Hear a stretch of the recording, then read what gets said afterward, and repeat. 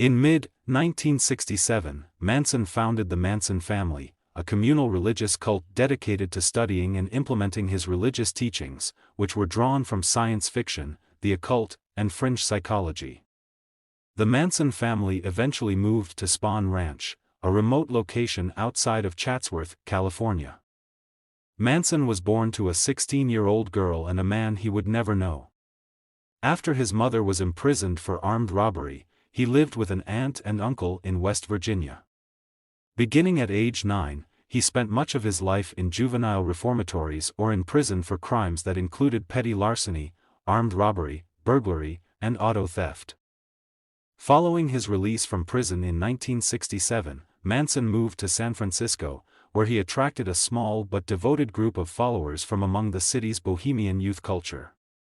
By 1968 he had become the leader of the family, a communal religious cult dedicated to studying and implementing his eccentric religious teachings, which were drawn from science fiction as well as the occult and fringe psychology.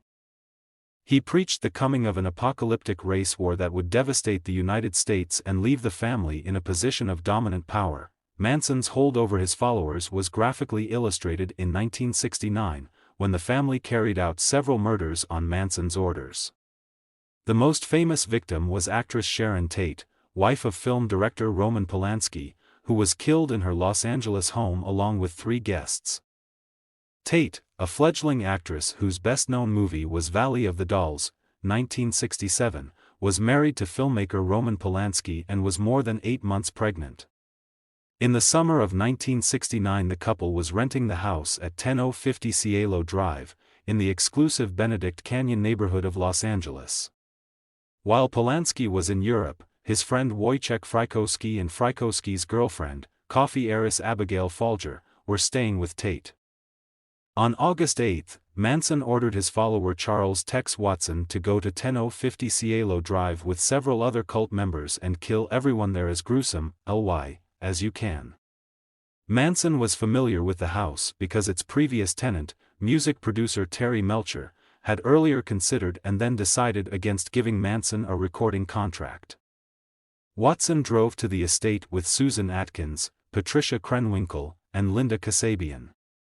When they arrived on the property after midnight, they encountered a car driven by Stephen Parent, an 18-year-old who had been visiting the estate's caretaker at his home in the guest house. Watson shot Parent to death before he, Atkins, and Krenwinkel broke into the main house, leaving Kasabian to stay at the gate as a lookout. The 4 people in the home, celebrity hairstylist Jay Sebring, a close friend of Tate's, was also there, were made to gather in the living room, and Tate and Sebring were linked by ropes tied around their necks. Sebring was shot and stabbed to death. Frykowski and Folger managed to free themselves and flee the house, but both were chased down and killed by Krenwinkel and Watson. Finally, Atkins and/or Watson fatally stabbed Tate. As they left, Atkins used Tate's blood to write the word pig on the front door. The following night, Manson took Watson, Atkins, Krenwinkel, and Kasabian as well as Leslie Van Houten and Stephen Clem Grogan in search of more people to murder.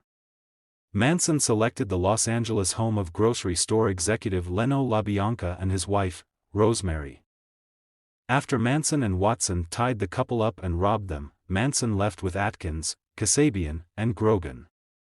Watson, Van Houten, and Krenwinkel remained and, acting on orders from Manson, stabbed the couple to death, again leaving words written in blood on the walls. However, in October 1969 various members of the Manson cult were arrested at their base, Spahn Ranch in Death Valley, accused of stealing vehicles and burning equipment. One of those arrested implicated Atkins in an earlier murder, and Atkins, while jailed, boasted to cellmates of the Tate murders. By year's end all of the killers had been arrested. The ensuing trial of Manson and his followers in 1970 attracted national attention.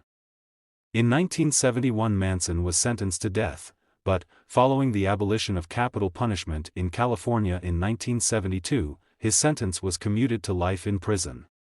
He became eligible for parole in 1978 but was denied then as well as in numerous subsequent hearings.